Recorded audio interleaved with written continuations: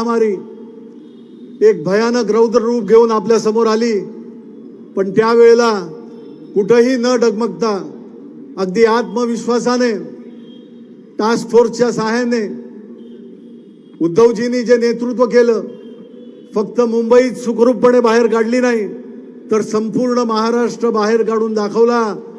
कोरोनाच्या महामारीमध्ये कुठे औषधांची कमी, कुठे ऑक्सिजनची कमी, कुठे जम्बो हॉस्पिटलची कमी कधीही कमी होऊ दिली नाही। आणि त्यामुळे हा महाराष्ट्र चांगल्या रीतीने गतिमान करण्याचं काम उद्धवजीने केलं। त्याचबरोबर निसर्ग तोकते अशी आसमानी संकट सुद्धा आली, त्या संकटांना सुद्धा तोंड देत महाराष्ट्राची अर्थगती कुठे थांबवायला दिली नाही। उद्धव जी अपने बलबूते पर करते थे, एक आत्मविश्वास था, क्योंकि महाराष्ट्र की जनता को भी विश्वास था उद्धव जी पर। और उद्धव जी जिस तरह से फेसबुक से बात करते थे, क्योंकि बाहर आने की संभावना नहीं थी। आज जो दिल्ली से या कहीं से बातें होती है कि आपने कहां से कोरोना को किया, कोरोना को संभालने के लिए, कोरोना का हाल जो लोगों का हाल होना था उससे लोगों को बचाने के लिए जो करना संभव था, वो सभी बातें सभी चीजें उन्होंने की। और फेसबुक से बात करते हुए महाराष्ट्र के घर घर में हर लोगों को, हर घर में ये संभावना हुई, लोगों को ये महसूस हुआ कि मेरे घर का ये सदस्य है, ये हमारे कुटुंब प्रमुख है जिन्होंने हमको संभाला। उसमें सब जाति के लोग आए, सब धर्म के लोग आए, कहीं पे जाति धर्म में, कहीं मजहब में कहीं फर्क नहीं किया उद्धव जी ने। ये नेतृत्व मुंबई और महाराष्ट्र को चाहिए था, लेकिन आप लोगों के दिल में कुछ और था, षड्यंत्र वहां पे रचा गया था। और जिस तरह से उद्धव जी को वर्षा बंगले से उतरना पड़ा, उन्होंने इधर उधर देखा नहीं, सिर्फ जनता का हाल सोचा, सिर्फ जनता के लिए सोचा और वहां से वर्षा बंगला खाली करके निकल गए, अपने घर पर आए, लेकिन लोगों का साथ, लोगों का काम करना छोड़ा नहीं। और तुम उसके बाद में 2 साल से जो परिस्थिति यहाँ के लोग देख रहे हैं, महाराष्ट्र के लोग, मुंबई के लोग महसूस कर रहे हैं, आप लोग क्या कर रहे हैं। मुंबई में बेरोजगारी, आपने यहाँ पे इन्फ्लेशन की बात की, इन्फ्लेशन कम हो रहा है, रिजर्व बैंक से आप वहां से बयानबाजी करते हो। रिजर्व बैंक के अधिकारी खूब आदमी बोलते हैं कि ये झूठ है, हम बोल नहीं सकते। ये सब बातें किस तरह से हो रही है? क्या यही लोकतंत्र है महाराज देश का? जो लोकतंत्र हम कहते हैं कि मदर ऑफ डेमोक्रेसी इंडिया को, जो पूरी दुनिया में जाना जाता है। आप दुनिया के इंडियन डायस्पोरा से बात करते हैं, वहां के लोगों को आप विश्वास देते हैं, लेकिन इस धरती के लोगों को आप क्या विश्वास देंगे? मुंबईला तोडण्याचा डाव तुम्ही करताय, महाराष्ट्र संपवण्याचा विचार तुमच्या मनामध्ये आहे। हे कदापि मुंबई आणि महाराष्ट्राची जनता होऊ देणार नाही, कारण इथे नेतृत्व महाविकास आघाडीचं करण्याचं सामर्थ्य शिवसेना पक्षप्रमुख उद्धवजी ठाकरे यांच्याकडे आहे। आणि जनतेचा विश्वास आणि नेत्यांचं काम, यामुळे महाराष्ट्र पुढे जाणार, नक्कीच पुढे जाणार। तुम्ही काही करा, तुम्ही महागाई घडवू शकत नाही, तुम्ही बेरोजगारी हटवू शकत नाही, तुम्ही इथे उद्योगधंदे यायला देणार नाहीत, तुम्ही सर्व बाबतीमध्ये महाराष्ट्राची अडवणूक करणार, परंतु महाराष्ट्राचा रथ हा कोणी अडवू शकत नाही। महाराष्ट्राविना राष्ट्र न चाले, हे आम्ही स्पष्ट तुम्हाला दाखवून देणार, कारण महाराष्ट्रच शेवटी हात देणार, सह्याद्रीच हात देणार त्या हिमालयाला। आणि यासाठी 29 मे ही तारीख जी लोकसभेची आहे, जी आपण आवर्जून वाट बघताय गेले 2 वर्षांपासून, की तुम्ही निवडणूक लावा, तुम्ही जे काय कारस्थान करताय त्याचं कारस्थानाचं उट्ट, त्या कारस्थानामध्ये तुम्ही जे सामावले आहात त्यांचा पराभव करून तुम्हाला तुमची जागा आणि तुम्हाला गाडल्याशिवाय महाराष्ट्राची जनता स्वस्थ बसणार नाही। हा जो पण केलेला आहे तो दिवस आलेला आहे 20 मे।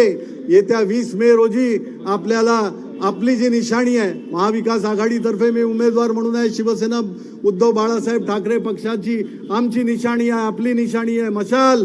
मशाल चिन्हावर तुम्हाला मोहर उठवायची आहे। मशाल चिन्हासमोरील निळं बटन दाबून आपल्याला शिवसेना उद्धव बाळासाहेब ठाकरे पक्षाचे उमेदवार म्हणून मी अनिल देसाई आपल्या समोर आपल्या आशीर्वाद घेण्यासाठी उभा आहे। आपण तो द्याल अशी अपेक्षा व्यक्त करतो, अपेक्षा नव्हे तर खात्री बाळगतो आणि तूर्त आपली रजा घेतो। जय हिंद, जय महाराष्ट्र, जय भीम। काँग्रेसचे नेते सन्माननीय आमदार भाई जगताप हे संबोधित करण्यापूर्वी मी विनंती करतो की त्यांचा आपण या ठिकाणी पुष्पगुच्छ देऊन सन्मान करायचा आहे। त्याचप्रमाणे सीपीआयचे मिलिंद रानडे आणि मुंबईच्या माजी महापौर श्रद्धा जाधव यांचं सुद्धा पुष्पगुच्छ देऊन स्वागत करायचं आहे. मी भाई जगताप साहेबांना आमंत्रित करतो की आपण या ठिकाणी या सभेत संबोधित करण्याचं आहे.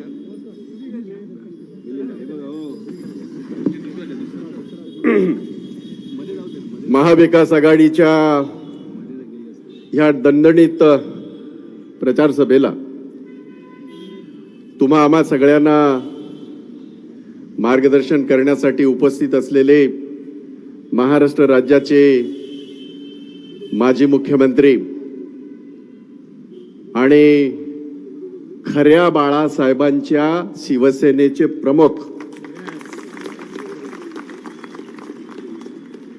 ज्यांच्या माध्यमातून आम्ही महाराष्ट्र 2.5 वर्ष सत्ता असताना, जगभरावरचं संकट असताना ज्याचा उल्लेख या ठिकाणी अनिल देसाई साहेबांनी केला, सामर्थ्याने आम्ही उभे राहिलो. नुसते उभे राहिलो नाही तर जगभरामध्ये मुंबई आणि महाराष्ट्रासारखी करोनामध्ये असलेली सेवा कोणीच देऊ शकलं नाही हे त्यांना सांगावं लागलं विरोधकांना. आदरणीय उद्धवजी ठाकरे, आदरणीय अनिल देसाईजी, आदरणीय मंच, मला 2020ची सवय लावलेली आहे. तुम्हीच लावली ती सगळी 2020ची सवय. म्हणजे 5 दिवसावरनं आपण 1 दिवसावर आलो होतो, पण आता आपल्या सगळ्यांना हे जाणणं गरजेचं आहे. आणि मी नेहमी सांगतो, हे युद्ध आहे. हे युद्ध कसलं आहे? या 3 विभूती इकडे ज्या आपल्या समोर आहेत, छत्रपती शिवबाचा हा महाराष्ट्र, ही धरती छत्रपती शिवबाजी, तुम्हाला आणि आम्हाला या एवढ्या संख्येने आज या ठिकाणी एकत्र येण्याचा, मला या ठिकाणी माझं भाषण करण्याचा, आमच्या सगळ्यांना आमचे किंवा तुमचे विचार ऐकण्याकरता ज्या बाबासाहेब आंबेडकरांनी आम्हाला घटना दिली, माणूस म्हणून जगण्याचा अधिकार दिला, त्या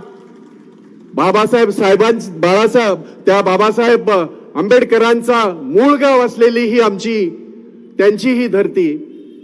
आणि ज्या बाळासाहेबांनी तुम्हाला आणि आम्हाला जगभरातल्या आमच्या मराठी बांधवांना अभिमानाने जगायला शिकवलं, त्या बाळासाहेब साहेबांची ही धरती.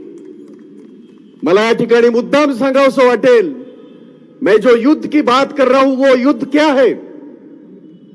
वो युद्ध है जो लोकतंत्र इस देश में पिछले 75 साल से आप और हम देख रहे हैं, हम जी रहे हैं. आज वो लोकतंत्र तकलीफ में है. जिस संविधान की मैं बात कर रहा हूं, डॉक्टर बाबा साहेब आंबेडकर के संविधान की बात कर रहा हूं, आज वो संविधान तकलीफ में है. इसके लिए ये युद्ध है. ये लोकतंत्र बचाने का युद्ध है, ये हमारा संविधान बचाने का युद्ध है. और सबसे इंपॉर्टेंट, जिन्होंने गद्दारी की है उन गद्दारों को उनकी जगह दिखाने का ये युद्ध है. ये हम सब लोगों को समझना है. और इसलिए मैं यकीन के साथ ये कहना चाहता हूं, मैंने 55 साल मैंने भी मुंबई में निकाले, और आज ये मुंबई, इसका मतलब होता है एक छोटा हिंदुस्तान. मुंबई में जो भी कोई आता है अपना हो जाता है. आज जिस मंच पे मैं खड़ा हूं, आज जिस हलके में मैं खड़ा हूं, मैं जानता हूं, चाहे साउथ इंडिया के लोग हो, चाहे नॉर्थ इंडिया के लोग हो, विविध हमारे प्रदेशों से आने वाले लोगों अपनी रोजी रोटी तलाश करने के लिए यहां मुंबई में आते हैं और अपना गुजारा करते हैं. ये मुंबई है और ये मुंबई उनको रोजी रोटी देती है. लेकिन अब इक्वेशन बदली हो रहे हैं. मुंबई से जो मुंबई की शान, आन बान शान हमारे सारे मार्केट थे, चाहे वो हमारा डायमंड मार्केट हो, चाहे वो हमारा लोहा मार्केट हो, चाहे हमारा सबसे बड़ा इंपॉर्टेंट काम, और मैं बताना चाहता हूं पाप, जो उस वक्त देवेंद्र फडणवीस जब महाराष्ट्र के मुख्यमंत्री थी तब हुआ है, वो ये है कि हमारा फाइनेंशियल सेंटर, बीकेसी में जो हमारा फाइनेंशियल सेंटर आना था, क्यों वो गुजरात में गया? क्यों हमारा डायमंड मार्केट गुजरात में जा रहा है, सूरत में जा रहा है? क्यों हमारा लोहा मार्केट गुजरात में जा रहा है? क्योंकि उनको मुंबई का महत्व कम करना है, उनको मुंबई का महत्व कम करना है. मला या ठिकाणी मुद्दाम सांगावंसं वाटेल, ही मुंबई अशी मिळाली नाही. यासाठी 105 हुतात्म्यांना स्वतःचा प्राण अर्पण करावं द्यावं लागलं, तेव्हाही आम्हाला मुंबई मिळालेली आहे. पर वो गुस्सा इनके दिमाग में, इनके दिलों में है. और आज वहां जो बैठे डिक्टेटर की तरह, एक हुकुमशाह की तरह, वो वहां से सारे हिंदुस्तान को देख रहे, आंख रहे. ये गलती मुंबई के बारे में और महाराष्ट्र के बारे में ना करना. इस महाराष्ट्र ने साबित किया है, जब भी किसी ने महाराष्ट्र को और मुंबई को टेढ़ी आंखों से देखा है, उनकी आंखें वक्त आएगा तो फोड़ने का काम भी हम कर सकते हैं. यह मुंबई ने और महाराष्ट्र ने इसके पहले भी दिखाया है. और इसलिए हम सारे लोगों का फर्ज बनता है इन गद्दारों को इनकी जगह दिखाने के लिए. ताज्जुब इस बात का है, बाला साहब ठाकरे जी ने ना धर्म देखा, ना जात देखा, ना कोई पंथ देखा, बस इन लोगों को एक टीका लगा के नेता बना दिया. और कहां से, गली में कहां कहां काम करते थे मुझे पता नहीं, आपको पता है, मुझे भी पता है. मैं बहुत ज्यादा नीचे नहीं जाना चाहता, लेकिन जितने भी आज गद्दार हो चुके हैं, आपको खुद को पता है, यहां का भी कोई हो सकता है, कुर्ला का हो सकता है, घाटकोपर का हो सकता है. क्या थी इनकी हैसियत, क्या थी इनकी औकात? बाला साहब ठाकरे जी ने एक टीका लगा के उनको नेता बना दिया, उनको मंत्री बना दिया, उनको आमदार बना दिया, उनको खासदार बना दिया. आज अगर वो बाला साहब ठाकरे जी के साथ, उद्धव जी के साथ अगर गद्दारी कर सकते हैं, तो वो कल आपके साथ कभी भी गद्दारी कर सकते हैं. इस बात को ध्यान में आपको रखना है. और इसलिए 20 तारीख को, आने वाले 20 तारीख को जो इलेक्शन होने जा रहा है, ये इलेक्शन नहीं है.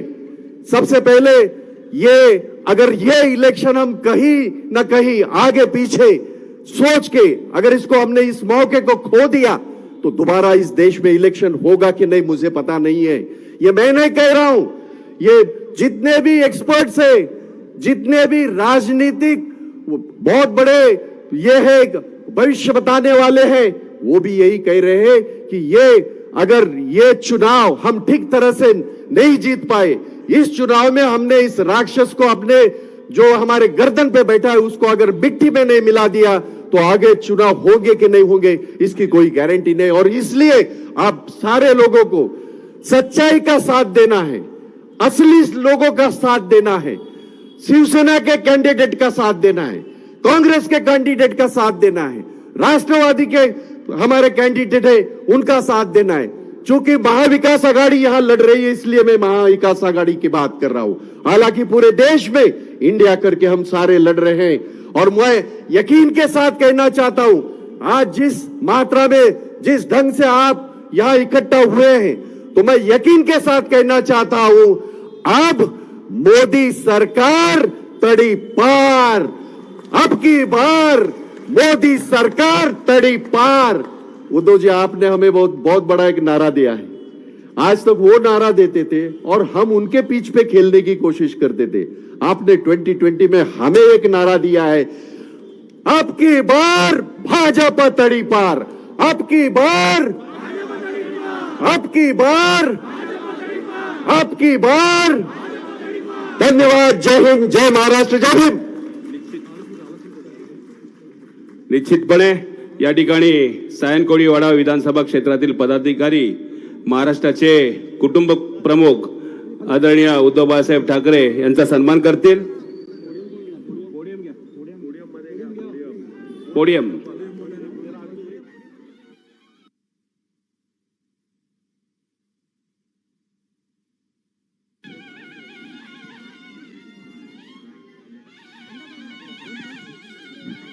चला या मागे या, मागे या.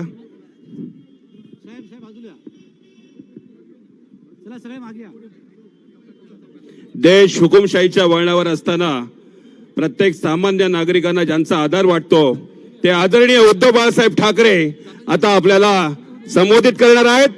छत्रपती शिवाजी महाराज की, परमपूज्य डॉक्टर बाबासाहेब आंबेडकरांचा, हिंद हृदय सम्राट शिवसेना प्रमुख सन्माननीय बाळासाहेब ठाकरेंचा, महाविकास आघाडीचा,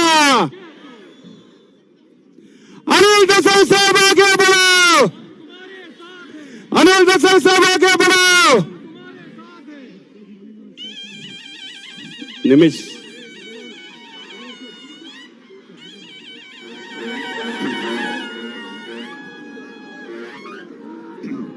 सर्वांनी खाली उतरा. आता सर्वांनी खाली गर्दी झाली. व्यासपीठावर बसलेले सर्व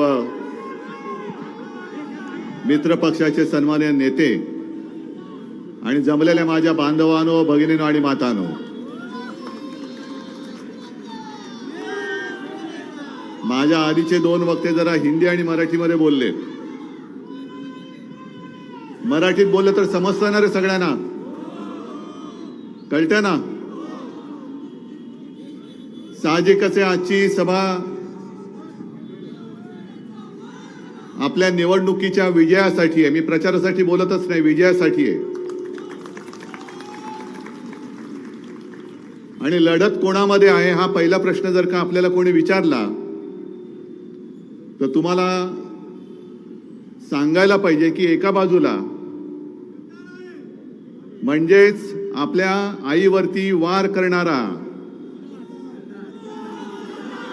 आणि दुसऱ्या बाजूला त्याच्या समोर तुमच्यावरती जो अन्याय होतो त्या अन्यायावरती छातीवरती वार करणारा अनिल देसाई. हे दोन फरक आहेत. दोघेही वार करणारे आहेत, पण एकाने आपल्या आईच्या कुशीवरच वार केला, ज्याने राजकारणामध्ये जन्म दिला, आणि जो आईचा नाही होऊ शकला तो तुमचा काय होणार? म्हणजे नुसता गद्दार नाहीये, कोंबडी पण सोडा, आईवरती वार करणारी अवलाद आहे. आणि आता त्यांनी काही देऊ द्या, श्रीखंड देईल, दूध देईल, तर त्याला म्हणा तू गद्दारीचं शेण खाल्लंस. आणि आता भले श्रीखंड वगैरे, म्हणजे पहिलं हा उद्योग सुद्धा कसा सुरू केला, कुठून सुरू केला ते सुद्धा खणून काढावं लागेल. पण त्याच्यामध्ये मी काही जाऊ इच्छित नाही, कारण आपलं सरकार आल्यानंतर ईडी वगैरे आपल्याचकडे येणार आहेत, आपल्या हातात. तेव्हा बघू यांचं काय करायचं ते. आजची सभा बऱ्याच दिवसानंतर या परिसरात होते. निदान मी तर या परिसरात बऱ्याच वर्षांनंतर आलोय आपल्याशी संवाद साधायला. निवडणूक तर लोकसभेची आहे आणि रोज पेपरमध्ये बघतोय की कधी न दिसणारे सगळे मोठमोठे दिल्लीवाले महाराष्ट्राच्या फेऱ्या घालायला लागलेत, आता वाऱ्या करायला लागलेत. मोदी येत आहेत, अमित शहा येत आहेत आणि येऊन जाऊन आपल्यावरती बोलून जात आहेत. परत म्हणजे इकडे घ्यायचंच नाही आता. सगळ्यात म्हणजे काय यांची वृत्ती आहे बघा.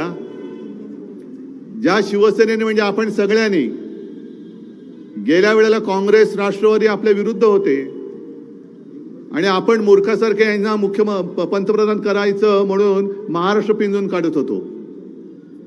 ज्या शिवसेनेनी, शिवसेना प्रमुखांच्या शिवसेनेनी मोदी पंतप्रधान व्हावेत म्हणून अपार कष्ट घेतले, शिवसेनेसोबत भाजपाचे सुद्धा लोक आम्ही निवडून आणली, तुम्हाला तिकडे बसवलं, तुम्ही आम्हाला 14 साली सुद्धा दगा दिलात आणि 19 साली तर दिलाच दिला.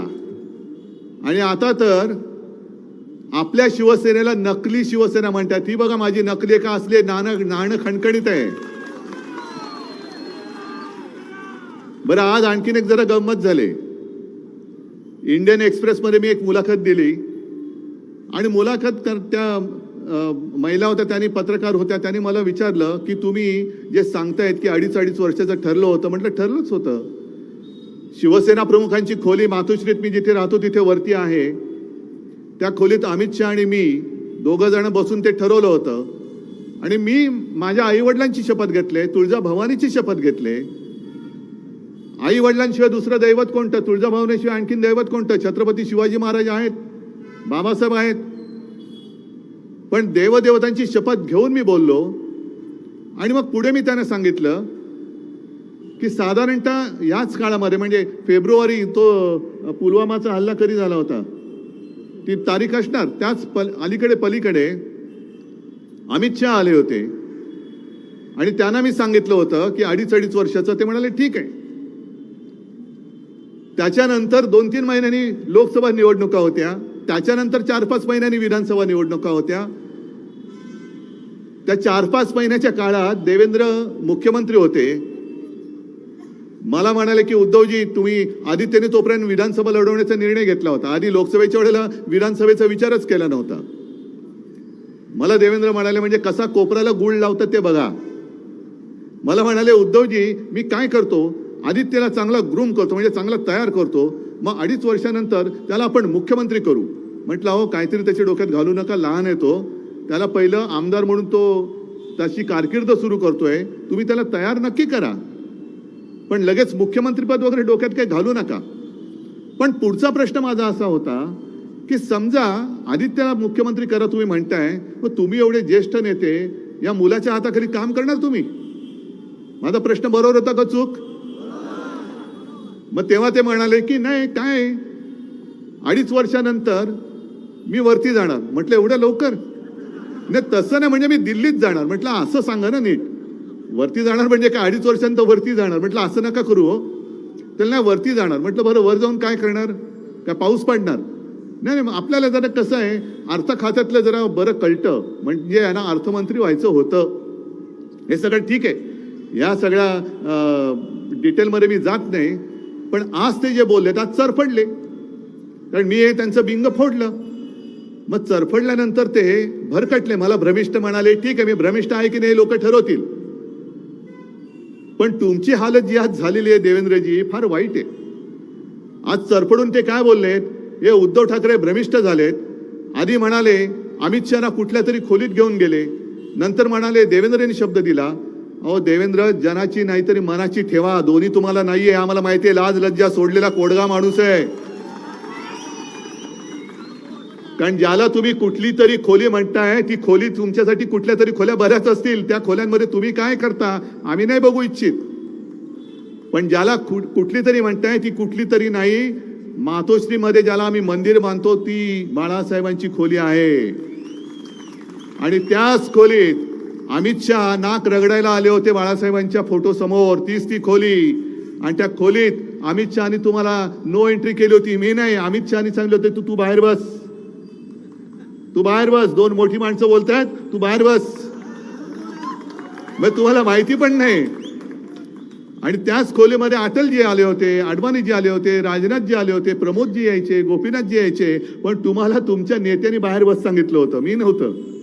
त्याच्यामुळे तुम्हाला त्या खोलीचं महत्व माहिती नाहीये. ती खोली आमच्यासाठी मंदिर आहे. आणि तिला तुम्ही नालायक माणसा तू कुठली तरी खोली म्हणतोस. होय, मी आज मुद्दामून नालायक म्हणतोय, कोडगा म्हणतोय, कारण माझ्या भावना या त्या बाळासाहेबांच्या खोलीबद्दल या अत्यंत संवेदनशील आहेतच. कधी कुठे जाताना, चांगलं कार्य करायला सुरू करताना त्या खोलीत जाऊन आम्ही शिवसेना प्रमुखांच्या तसबिरीसमोर आणि माझ्या माचा फोटो आहे त्याच्यासमोर नतमस्तक होतो. एवढं पावित्र्य आम्ही त्या खोलीला दिलेलं आहे. आणि तिला तुम्ही कुठली तरी खोली बोलता? जाऊ द्या, तुमच्या विचाराची खोलीच तेवढी आहे, विचारायला खोलीच नाही तुमच्या, उथळ विचाराचे तुम्ही आहात. आज जे तुमच्या विरुद्ध चहू बाजूने देशामध्ये सगळे जे काय रान पेटलेलं आहे ते रान तुम्हाला विझवता येत नाहीये. अनेक ठिकाणी गावागावामध्ये तुमच्या सगळ्या चेल्या चपाट्यांना गावबंदी झालेली आहे. अगदी अशोक चव्हाणांना बघा, त्यांच्या सभेमध्ये लोकांनी गोंधळ घातलेला आहे. आता अशोक चव्हाणांना वाटत असेल अरे मी जो काय काँग्रेसमध्ये होता तो बरा होतो, मला निदान लोक विचारपूस तरी करायची, आता घामच पुसावा लागतोय. विचारपूस तर सोडूनच द्या, गावातून पण हाकलून दिले त्यांना. म्हणजे एवढी वाईट हालत झालेली आहे. आणि हे मोदीजी जे आता येत आहेत सगळ्यांना, म्हणजे 2014 साली काय तुम्हाला सांगितलं होतं, 19 साली काय सांगितलं होतं, 14 साली सांगितलं होतं 5 वर्षांनी तुमच्या हातामध्ये या गोष्टी असतील, 19 साली सांगितलं आणखीन 5 वर्षांनी असतील. आता 5-10 वर्षाचा हिसाबच नाही, एकदम 2047 साली तुमच्या हातामध्ये बघा काय असेल. 2047 साल कोण बघणार आहे? मोदीजी, मी कोणाचं वाईट चिंतत नाही. मग तुम्ही 2047 सांगतो, मी सांगतो 2050 साली बघा मी काय देतो तुम्हाला. मग काय वाटेल ते बोलायचं, उगाच काहीतरी सांगायचं. तुम्ही आज सगळेजण इकडे आलेला आहात, सगळ्यांना मी घर देणार, देशातल्या 140 कोटी लोकांना मी फुकट धान्य देणार, मी इथून चंद्रावरती रस्ता बांधणार. तुम्हाला तरी पटते? पण 2 वेळेला आपण कसे फसलो? आपण काय विचार केला सगळ्यांनी? समजा मी तुम्हाला सांगितलं मी इथून चंद्रावरती डायरेक्ट तुम्हाला ब्रिज करून देईन. मी सगळ्यांना विचारतो, महाविकास आघाडीतल्या, तुम्हाला शक्य आहे भाई? शक्य आहे? नाहीये. पण मी सांगतो, मग तुम्ही काय विचार कराल? अरे माहिती मला होणार नाही, हे तर नाहीच सांगतायत, पण हा सांगतोय देणार, तर हा देणार सांगतोय, याला मतं तर देऊन बघू. मग झालं, मत दिलं की अच्छे दिन आएंगे, 15 लाख रुपये येणार, या सगळ्या थापा. आणि आता एवढ्यावरती शिल्लक नाही राहिलेलं. भाई तुम्ही जे बोललात की ही मुंबई अशीच नाही मिळाली, आणि 105 हुतात्मे हे नोंद झालेले हुतात्मे आहेत.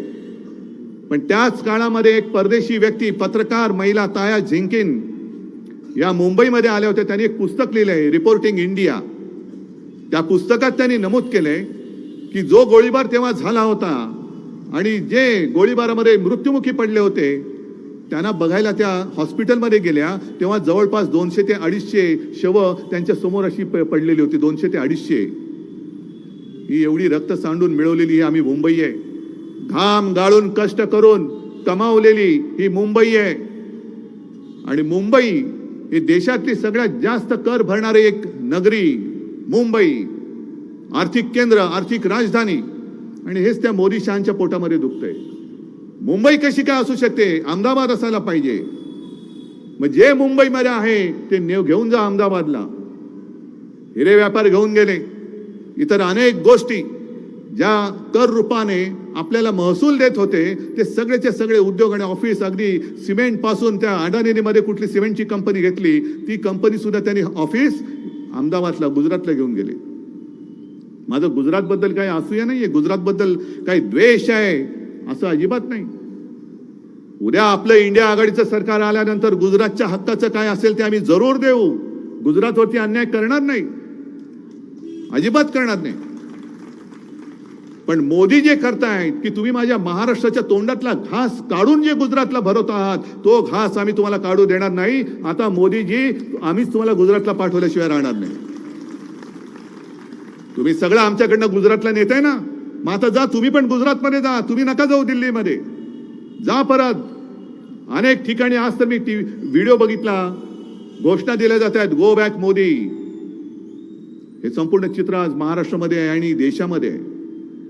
आज मुंबई महापालिका जी लुटली जाते, जवळपास 1.5-2 वर्ष झालं मुंबई महापालिकेची निवडणूकच घेत नाहीत. एक प्रशासक तिकडे डोक्यावर ठेवलेला आहे आणि त्याच्या माध्यमातून ही लूट सुरू आहे. आणि काय काय गोष्टी ऐकल्यानंतर तर एवढं तळपायची आग मस्तकात जाते. 2012 सालापर्यंत तुम्हाला सगळ्यांना माहिती पाहिजे ही गोष्ट. मुंबई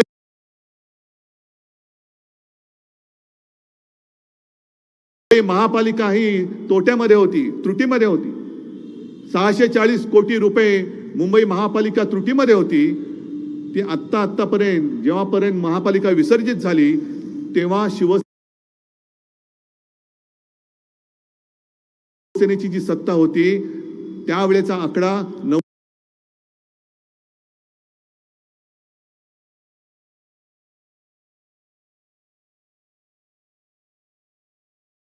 90,000 कोटीच्या फिक्स डिपॉझिट मध्ये आपण ठेवी ठेवल्या होत्या.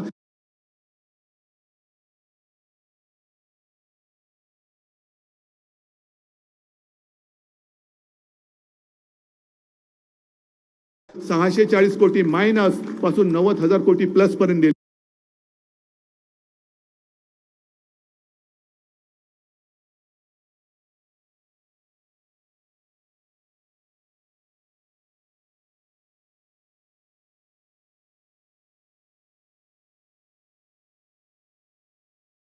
आपली महापालिका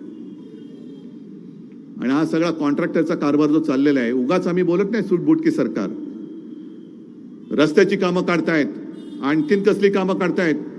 बरं, काढा तुम्ही कामं, पण आता परिस्थिती अशी निर्माण होईल की कालांतराने मुंबईमध्ये विकास कामं तर ठप्प होतील, पण मुंबईच्या सफाई मजदूरांना सुद्धा पगार द्यायला मुंबई महापालिकेकडे पैसा शिल्लक राहणार नाही. सगळ्या ह्या मिंदे आणि शहा मोदींच्या मित्र कॉन्ट्रॅक्टरनी लुटलेली मुंबई असेल, भिकेला लावून टाकलेली मुंबई असेल.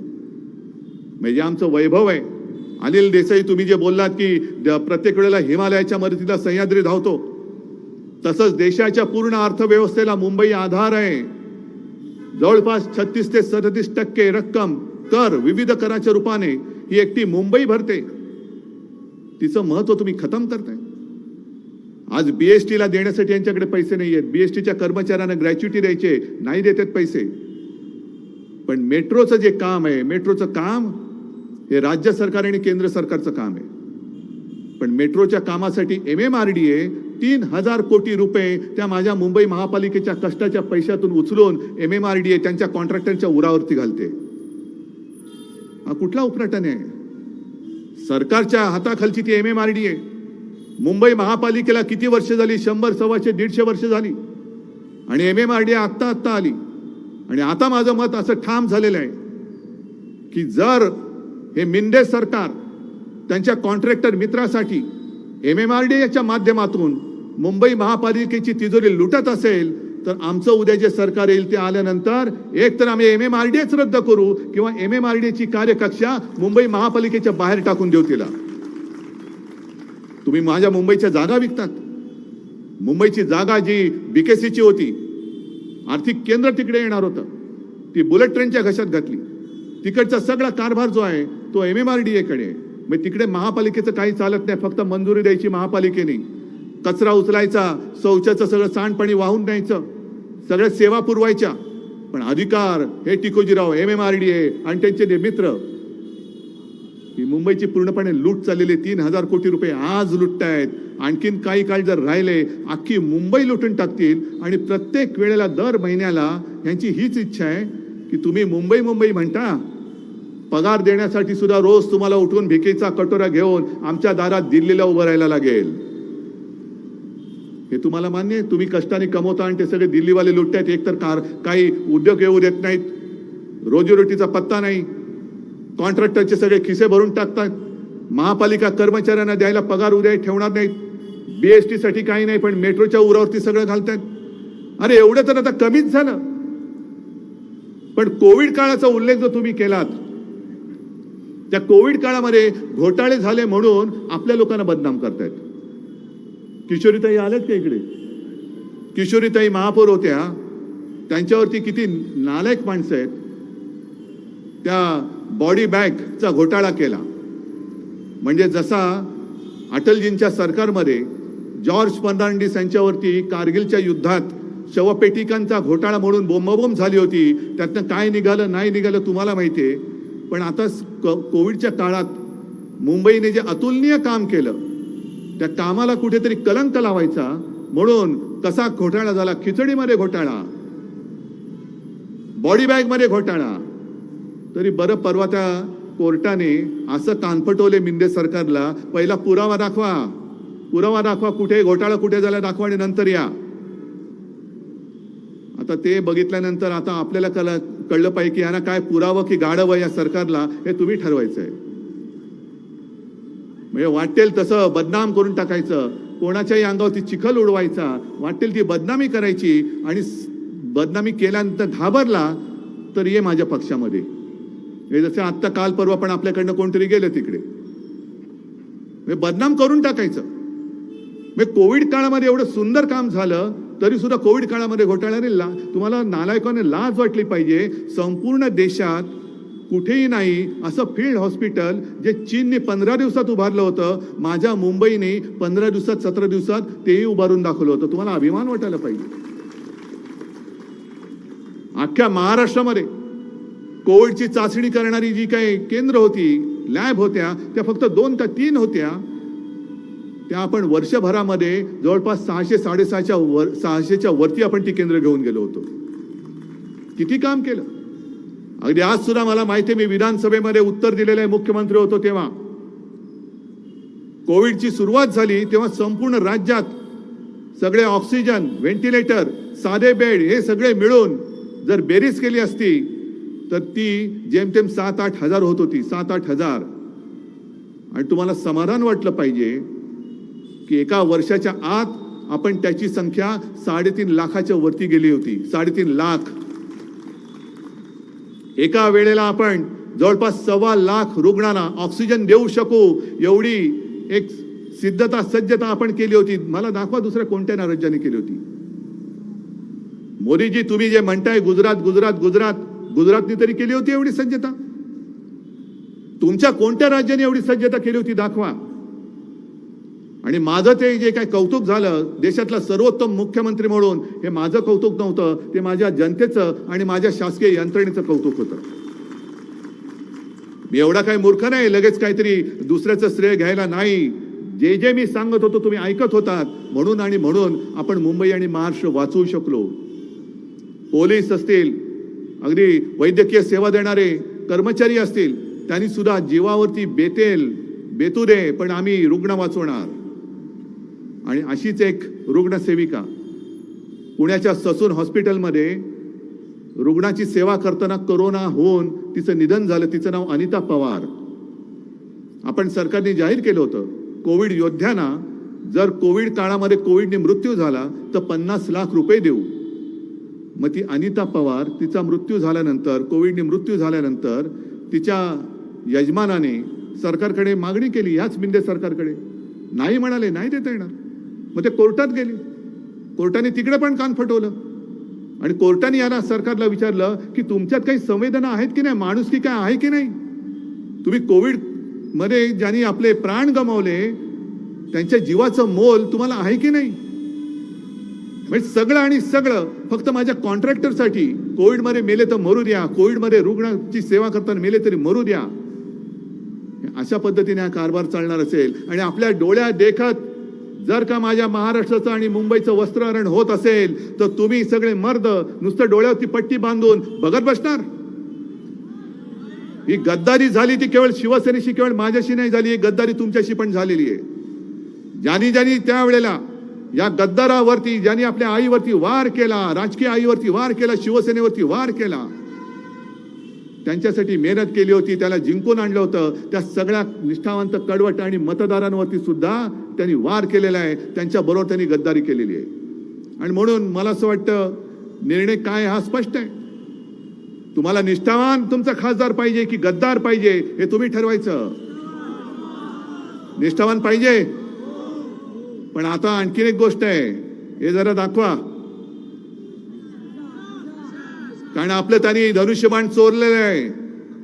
आणि मी मागे सुद्धा बोललो की अरे रावणाला शिवधनुष्य पेलताना आलं तर गद्दारांना पेलता येणार.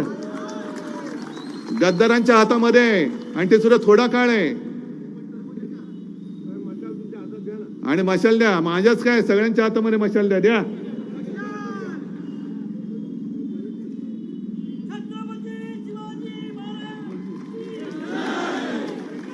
शाबास, तिकडे पण मला मशाली दिसत आहेत.